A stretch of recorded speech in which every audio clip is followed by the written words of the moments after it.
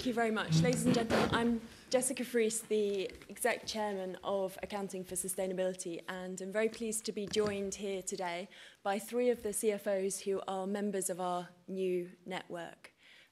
John Rogers, Rolf-Dieter Schwalb, and Pierre-André Terisse. What we're going to do is just touch on a few of the themes that have come through the discussions from the CFO network. Why are they wasting their time participating? Is it all just greenwash, yet another network, or are there some concrete actions that are flowing from this? And what might the network and the work of the network mean for you, and what you can do differently when you walk out of the room, other than have another mince pie and possibly a little bit of arm twisting? So maybe, Pierre-André, if I come to you first, CFOs have lots to do. Busy, busy, well, men and women, although no CFOs on the stage at the moment that are women. We do have quite a few in our network. Why are you spending your time on sustainability generally and on the network? Because sustainability fundamentally is value.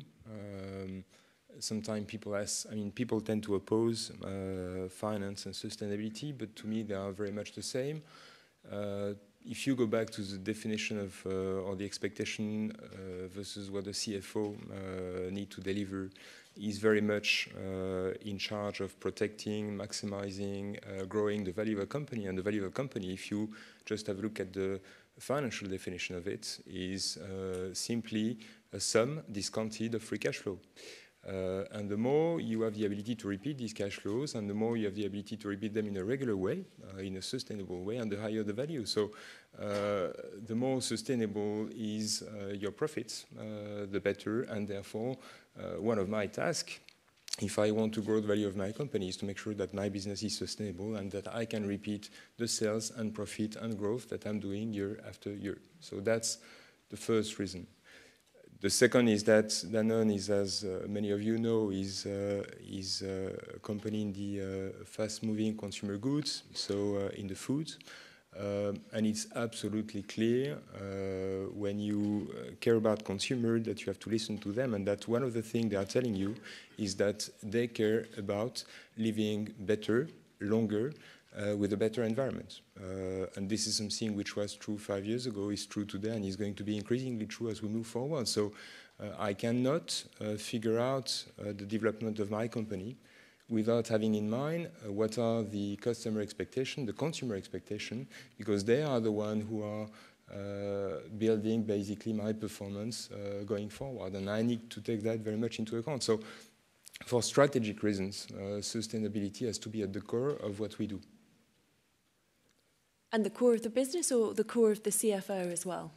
Well, both. I mean, the core of the business, of course, and I need to make sure that we need to make sure that we have the business decisions being made, taking into account sustainability.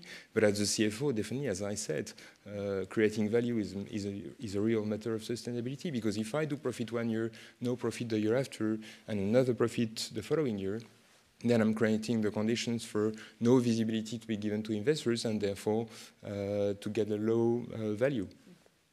So maybe picking up on that point and coming to you, Rolf-Dieter, so that connection between profit, commercial, it's just good commercial sense, rather than, as His Royal Highness put it, a nice to have. What's your perspective on that? Have you got some specific examples that will convince any skeptics, although I'm sure none have been let in the room, that maybe aren't quite as convinced as you are that they're one and the same thing? Yeah, I take one example which I think all of you can relate to, because most of us at least know what a car is. Most of us even have a car or drive a car.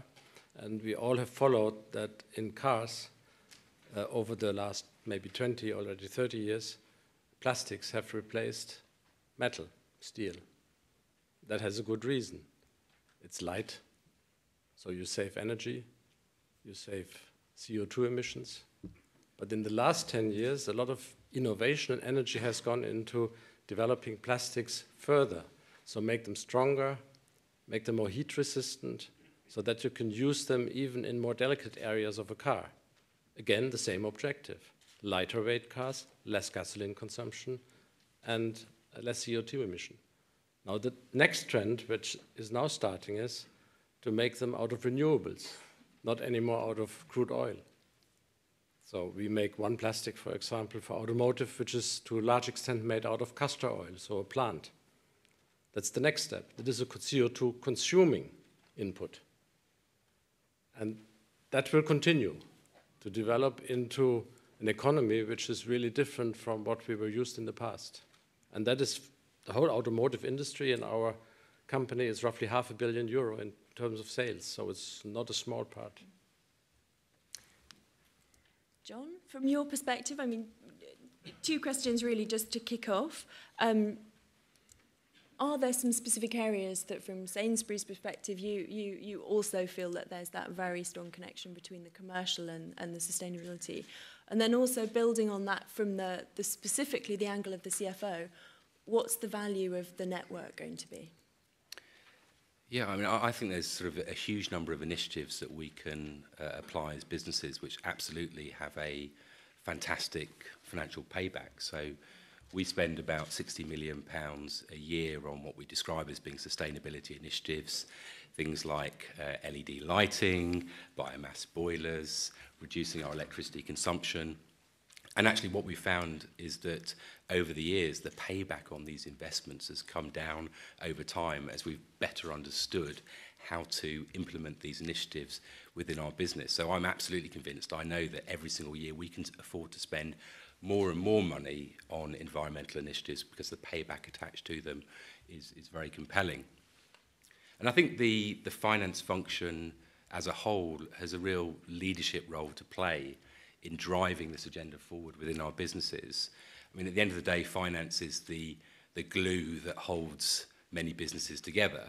I think it's probably also fair to say that finance can occasionally be the blocker to these decisions getting taken in a business. So I think if we can convince all the people in this room, all the finance professionals within businesses that sustainability should absolutely be embedded into the business decisions that we are taking, then that becomes very, very powerful. We have a massive role to play in pushing this agenda forward.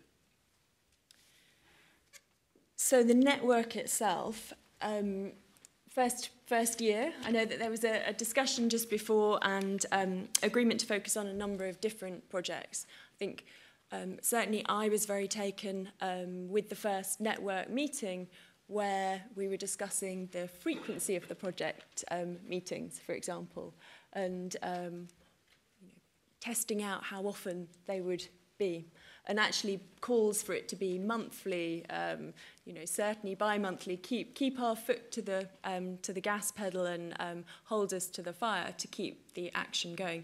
So actually quite a level of personal commitment and then involvement of your teams.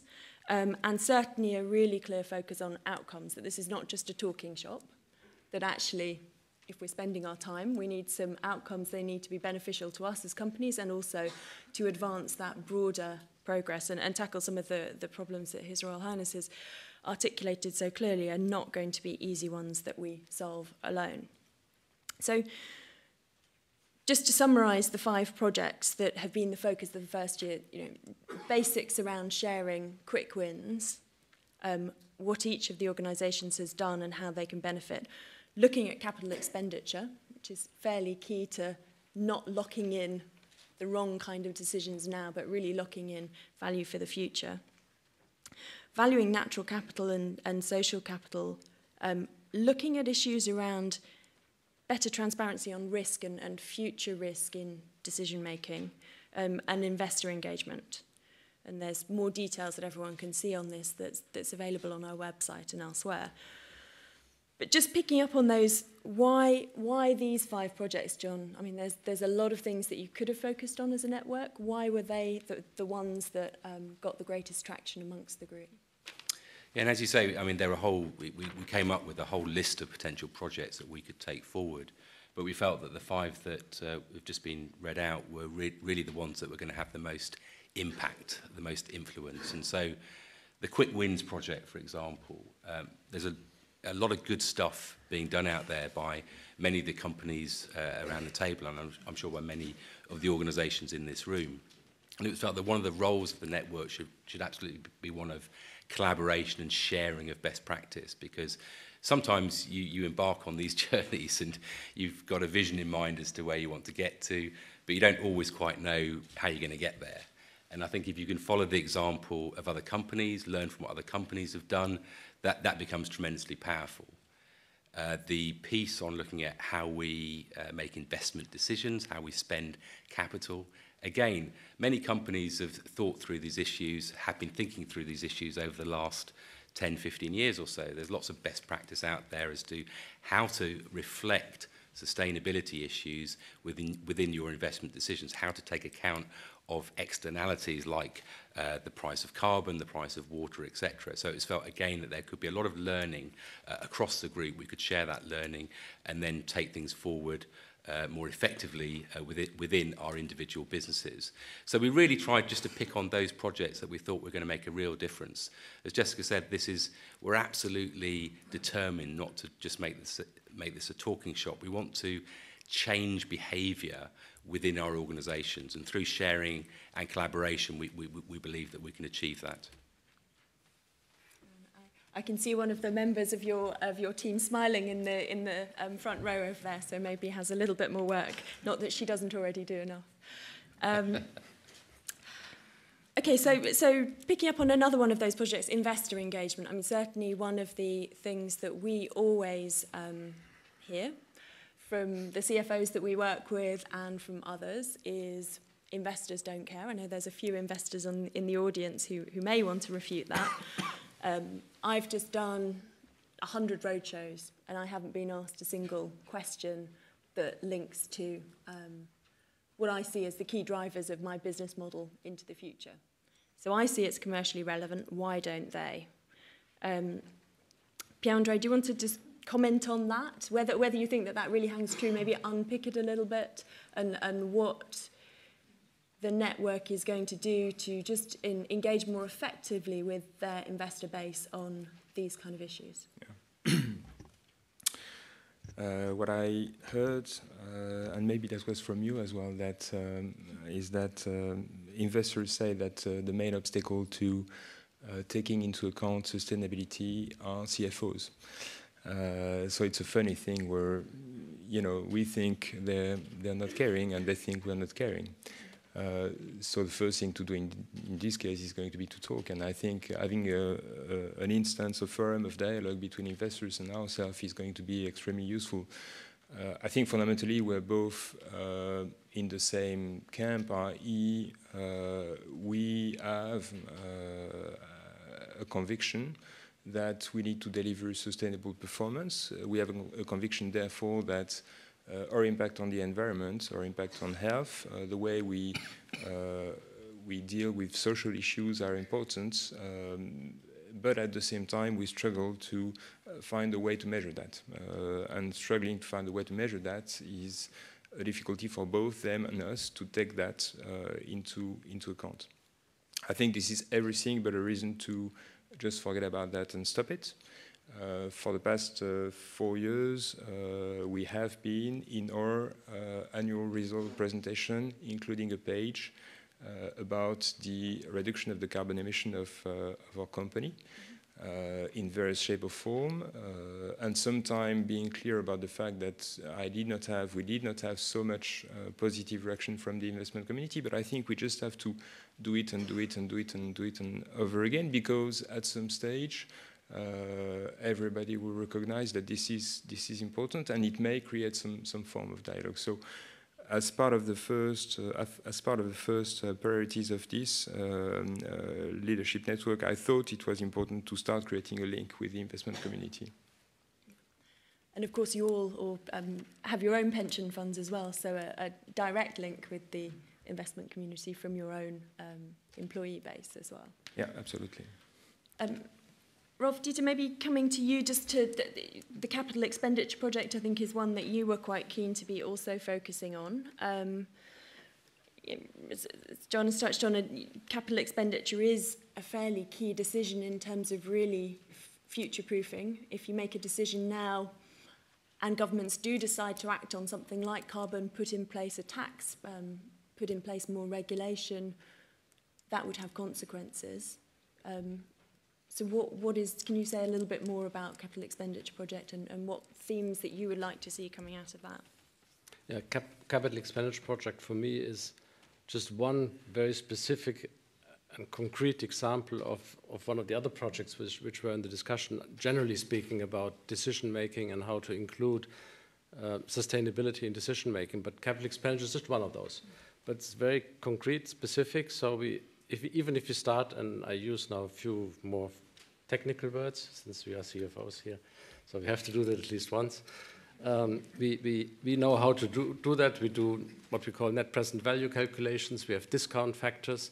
Basically, and that latter one is interesting, because basically what the discount factor does, it totally diminishes any effects in later years. So it puts all the emphasis on the first few years. So any long-lasting effects are basically out of the calculation by that systematic. That would be one question. How can we change that? Another one is to make the decisions more transparent on how they impact not only the financial part of the company, but also the environmental part or the people part. We talked in the past when we published our still 2 annual reports about People, Planet, Profit was the second annual report. The first one was the standard, and this was the second. So People, Planet, Profit. But in today's valuation methodologies, mostly talk about the profit part. And I think that's what my interest would be in this project, but only as an example for the more general one on decision making. The next one we discussed at the table an hour or two ago is innovation funnel. Not CapEx in that sense, capital expenditure, but very closely related. And most likely what we might find is that some of the ideas we create on the capital expenditure appraisal project, we can also utilize on the innovation side. Great.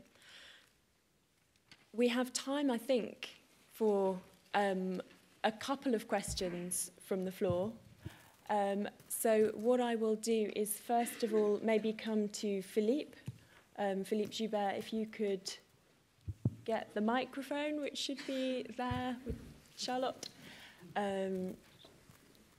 and see what question you have. Good afternoon.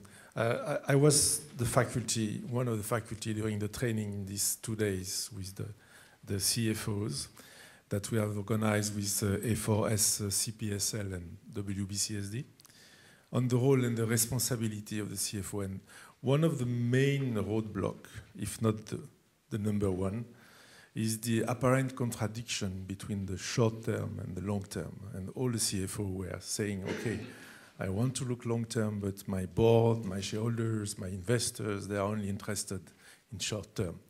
So I am really interested to understand how, because apparently you have solved this issue, how you are solving this. And one of the main issues that I am really interested is about CapEx and about the fact that how to internalize externalities with a different price than this stupid price of $2 a ton, for example, for CO2. Are you using shadow price? How do you deal with this? Thank you. Okay, so who wants to go first on that? I mean, I just think in terms of short term versus long term. I think businesses generally get the long term. You know, when we make investment decisions, in our case, it's about building new supermarkets. We're taking really long-term decisions. You know, we're talking 25, 30, 40-year decisions when we decide to make that investment. So I think businesses generally get the need to make investment decisions for the long term.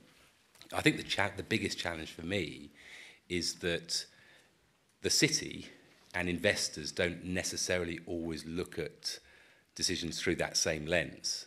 And I think one of the things that we really want to explore within the network is how can we as CFOs influence and shape and change the way that investors and the way that the city looks at short-termism versus long-termism. Because I think as organisations, and I'm sure some of my peers will will back this up. We get the idea that you've got to take business decisions for the long term. You can't just take decisions on a short-term basis. And to your point on externalities, I think for me, that's, you know, I was talking earlier on about we're spending 60, 70 million pounds a year on initiatives that deliver sort of 2 to 3 year paybacks in terms of sustainability and energy. Within those calculations, we're not yet reflecting some of the externality costs like carbon pricing, like water scarcity, and so forth. What I would like to take away and change within our business is how we build those externalities into our decision making, because by so doing, what we'll effectively do is lower the bar in terms of the need to make investment on a sustainable basis. And rather than investing 60, 70 million pounds a year in these initiatives, I'd like to be in a place where I can turn to my board and absolutely hand on heart justify saying that we need to be investing 100, 150 million in these initiatives because the return is absolutely there. I would maybe, first of all, fully agree with John, but maybe also simply admit we haven't solved it yet. I think maybe that's also why we start this project now here, that we have some ideas and some things we think we can put prices on. This is a typical financial approach, but you cannot put prices on everything. And we had also that discussion earlier in the meeting, because some things, they cannot be valued in terms of a number. I mean, very high on the agenda in chemical industry, obviously, is safety. You cannot put a number on a life. It's absolutely impossible. And you shouldn't even try. So there will also be elements where you cannot look for something like a price, and still you want to include them. And I think that is the challenge. Pierre-André, anything? Yeah, maybe to complement. I think investors really are looking for both short-term and long-term value creation and investments and action. And if we were doing only short-term, delivering only short-term results, I'm sure the pressure from the investment community will be huge, because what they're expecting from you as well is, yes, to deliver the short-term, but as well to build the long-term, because this is, again, the value of the future cash flows and what has a price on the stock market. Simply, whenever you have a hard time delivering short-term, then it makes your credibility in your ability to deliver long-term a little bit less. And this is why I think for the past 3 to 4 years, it's been increasingly difficult to engage into long-term sustainability actions, because we all have been under the pressure of the current economic conditions. Of course, it's very important in these conditions not to stop, because if you stop and you just focus on the short term only, then you can go through this period of time. But at the end of this period of time, you've got nothing. So to me, there is no opposition. We need to work on both. It's absolutely obvious that we need to deliver short term, but we need at the same time to keep working long term. The other comment I would make is in what you seem to be opposing sustainability with short-term, long-term. And if I take the example of the environment, to me there is no such opposition. You can take actions in the short term which bring you economics in the short term and yet have a positive impact on the environment. You can do that if you, for instance, make investments which are going to decrease your level of energy consumption in the coming 2 years. It's going to be short-term benefit and it's going to be positive for the environment. You can do that if you eliminate part of the wrapping, which is around the pack of yogurt, and communicating well, you will increase your sales, and at the same time you will save money because it will be there will be less costly packaging. I'm not saying that it's easy. But I'm just saying that we should stop opposing both. You can do things for the sustainability in the short term as well. Now, I know that there's one question that came out of the last couple of days. John, you were participating in the training with the University of Cambridge and A4S. Can you just share one or two key actions or shifts that you took away from that those 2 days? What would everyone kind of reflect on that you took away? Yeah, I mean, I think for me personally, I think I entered into the 2 days feeling that actually there was quite a big onus on government and on regulation to, if you like, provide a level playing field against which we all take decisions, because it felt to me like it was quite difficult for companies, organisations to act unilaterally if it meant that they were at a competitive disadvantage to their peers. That was how I felt sort of coming into the 2 days. What was clear to me, though, through the 2 days is that we cannot afford to sit here and wait for government or regulatory bodies to come up with the answer, because I think, frankly, we're going to be sitting here a long time. And actually, there is an individual corporate responsibility that we need to take these initiatives forward.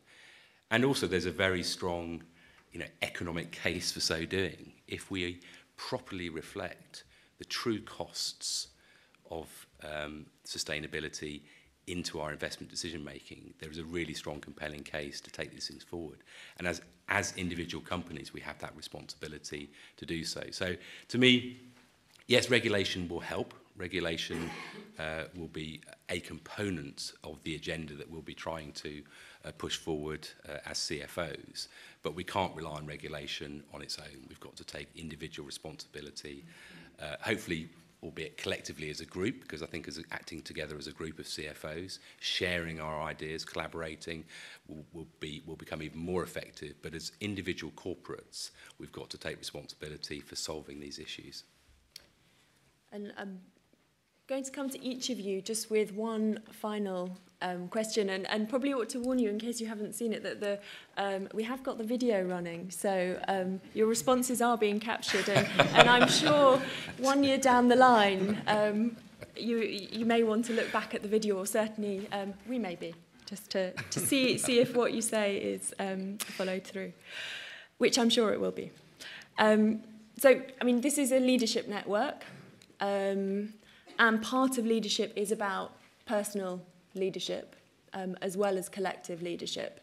So if there's one thing that you're really going to do as a leader, a CFO, and part of the network, what is that thing that you would share with the audience, and maybe something that that you really want the audience here to take away? So maybe, John, if I come to you first, and that gives Rolf-Dieter and Pierre-André a few more seconds to come up with their response. I think for me personally, it's really in a year's time, I want the finance division within Sainsbury's to be absolutely integral to the whole issue of sustainability. We've got fantastic sustainability initiatives in our business, and Judith here very much leads the charge in that direction. But it's fair to say that whilst finance as a function provides financial support to each of those individual initiatives, I don't think it's yet within the DNA of the finance division to really sort of fully embody and reflect sustainability in everything we do and how we think. So we have what we call a top 5 for finance. So for me, it's now going to be a top 6 for finance. It doesn't quite have the same alliteration, but really it's to sort of include sustainability as one of our issues that as a division we really want to take forward. Because I think in a way, if finance in a business is seen to take these things forward, then I think given the natural scepticism perhaps that we all have as CFOs, the natural conservatism that we will have as CFOs, if finance can be seen to be leading these things within businesses, then I'm absolutely convinced all the other functions within business will follow. Rolf-Dieter. There's really a lack of diversity here. Because what we have started discussing after the first network meeting about, what was it, 6-8 weeks ago, is to do also something like that. We have what we call a finance management agenda every year. It's not every year completely new topics. There are some which come back and continue, and they are partly conceptual and partly they are project-based. And the simple idea is to put this on the finance management agenda for 2014 and maybe more years to come. Great. And for me, I would like to contribute to something which I would like to be a team in a year's time. I think it's very important we have a unique opportunity of having a group of people who working together, sharing experiences, sharing transparently about what they've done well, what they've done less well, and there are things which we have completely failed to do, and I think it's interesting as well to understand why. We have a real opportunity to step up the level and to be a group of people who can lead and provide a lot of dynamics and energy to the rest of the community. So that's what I'm expecting. Great. So I think it's no surprise that many of the members of our network are also participating in integrated reporting, and I think that the launch of the framework provides a real opportunity there also to help shape the work going forward. But we will certainly be coming back to the commitments and also to the network charter, which all of the members of the network have signed up to. One point we thought about whether this should be a manifesto, but thought charter was probably a better term for most within Europe. Over the next year, we're going to be expanding the network globally. And so I know a number of you have already had conversations with us about how you as CFOs in different parts of the world are going to help to really expand that network. So I think it's an exciting year ahead. Thank you all very much. And if I just hand over to Sarah to wrap up for the day. Thank you.